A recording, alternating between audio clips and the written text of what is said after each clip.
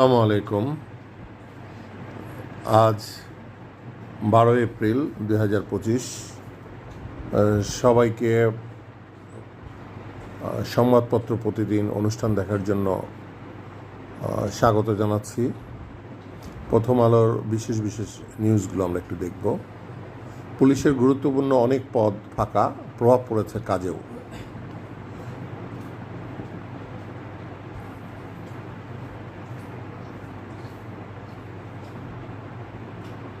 আমরা সামনে পয়লা বৈশাখ 1432 নতুন বছর বাংলা, সেই বছরকে ঘিরে একটা উৎসব অবস্থা আমরা দেখতে পাচ্ছি। মঙ্গল শোভাযাত্রার নাম বদলে এবার আনন্দ শোভাযাত্রা।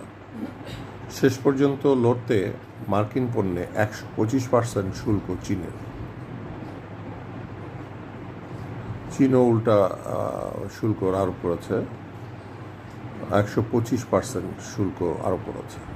চীনা পণ্যে উচ্চ শুল্ক ট্রাম্পের, বাংলাদেশের সামনে সুযোগ।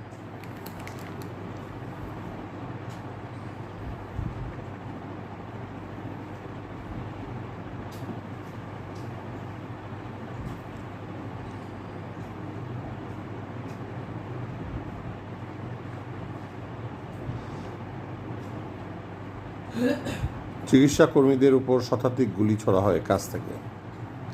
গাজায় ইসরায়েলি নৃশংসতা। কেউ আসলে গাজায় ইসরায়েলি বাহিনীর হাত থেকে রক্ষা পাচ্ছে না, সেটা আমরা দেখছি যে চিকিৎসকও রক্ষা পায়নি। ফিলিস্তিনিদের প্রতি সংহতি জানিয়ে জমায়েত আজ। গাজায় যেটা ঘটছে সেটা খুবই দুঃখজনক। বিশ্বের মানবাধিকার সংগঠনগুলো, জাতিসংঘ, সবাই মনে হয় নিষ্ক্রিয়, শুধু বিবৃতি মধ্যে দিয়ে আর কি তাদের প্রতি সান্ত্বনা দেওয়া হচ্ছে। অভ্যুত্থানে শহীদ 7 জনের নাম নেই সরকারি তালিকায়।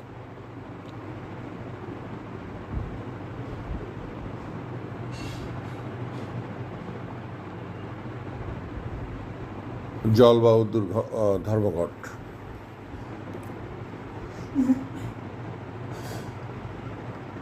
ফেসবুকে প্রচারে বিধি ভাঙলেও সাজা,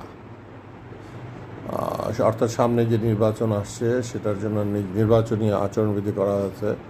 ফেসবুকে যদি প্রচারে বিধি যদি ভাঙা হয় সেখানেও সাজা ব্যবস্থা করা হয়েছে। বিদেশে থাকা সম্পত্তি 6 মাসের মধ্যে জব্দ করা হবে, সংবাদ সম্মেলনে বলেছেন বাংলাদেশ ব্যাংকের গভর্নর। যুক্তরাষ্ট্রে ডিমের রেকর্ড মূল্যবৃদ্ধি।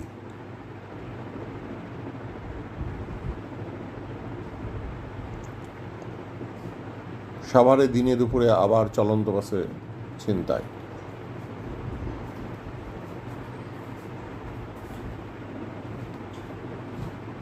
দেশে ভূমিকম্প, উৎসস্থল ব্রাহ্মণবাড়িয়া।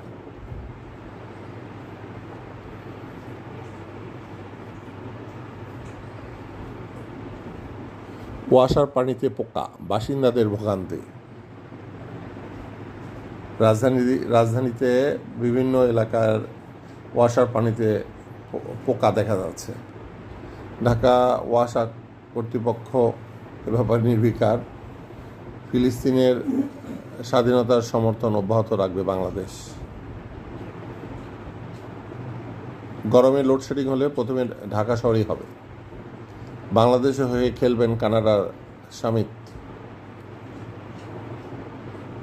বাফুফের বা বাংলাদেশ ফুটবলের হয়ে খেলবেন কানাডার শামিত। ভালো উদ্যোগ। 2024 সালের সেরা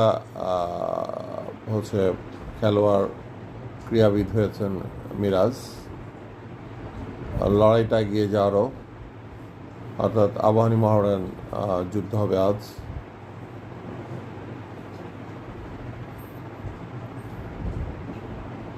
ক্রিকেটে আবাহনী মোহামেডানের যুদ্ধ।